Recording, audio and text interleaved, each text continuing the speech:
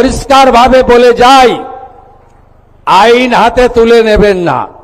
এ সরকার ছাড়বে না, এ সরকার কাউকে ছাড়বে না। আমি যখন এই কল্যাণ শিবিরে একজন বোনকে পরিষেবা দিচ্ছিলাম, তিনি আমাকে বলছিলেন চোখের জল ফেলতে ফেলতে, একটু আগেই ডিজিপি সাক্ষী বলছেন আমার মাথার সিঁদুর আপনারা রক্ষা করে দিয়েছেন।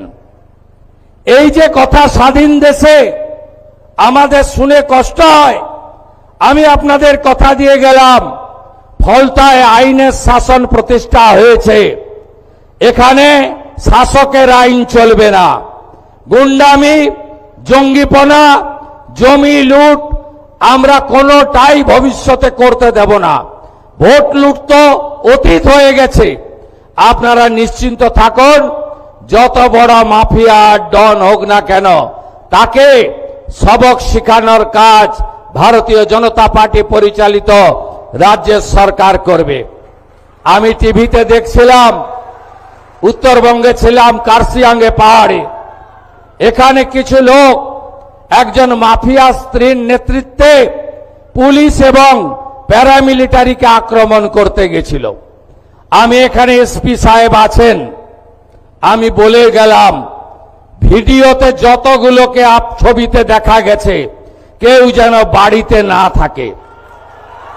তাদেরকে আইনের আওতায় আনতে হবে এবং ভারতীয় ন্যায় সংহিতার অন্তর্গত রাষ্ট্রবিরোধী কার্যকলাপের যে ধারা আছে, আমি পুলিশ মন্ত্রী হিসেবে আপনাকে নির্দেশ দিচ্ছি, সেই ধারাতে এমন শিক্ষা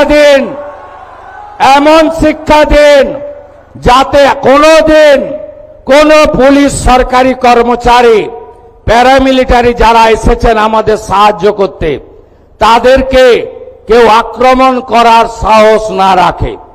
আপনারা শুনলে খুশি হবেন, শুধু জেলের ভাত খাওয়ানো নয়, যারা হামলা করেছে তাদের সম্পত্তি বাজেয়াপ্ত করে সেই সম্পত্তিকে নিলামে চড়ানোর কাজও আপনাদের ডবল ইঞ্জিন সরকার করবে।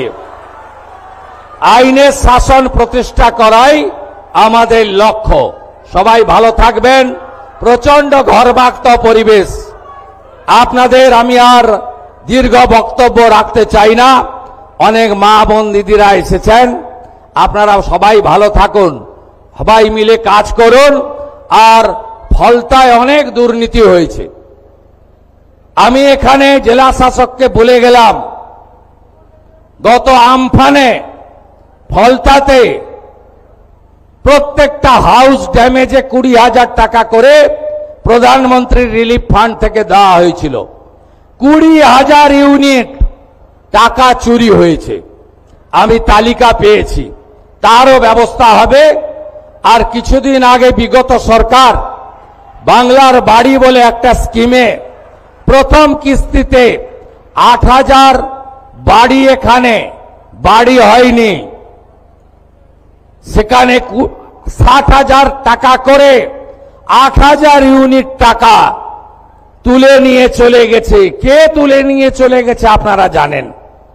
তাকে অভিযোগ আছে বিগত দিনে যিনি বিডিও ছিলেন তিনি সহায়তা করেছেন।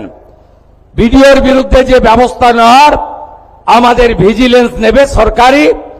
আর ডিএম সাহেবকে আমি বলে গেলাম, এই ক্ষেত্রে প্রত্যেকটি বেনিফিশিয়ারির ফিজিক্যাল ভেরিফিকেশন, অর্থাৎ বাড়ির যে টাকা লুট হয়েছে সেই লুটের টাকা ফেরত করানো এবং তাদের বিরুদ্ধে প্রয়োজনীয় ব্যবস্থা নেওয়ার কাজ এখানকার জেলা প্রশাসন করবে। আমি এটা নজর রাখব। সবাই খুব ভালো থাকবেন।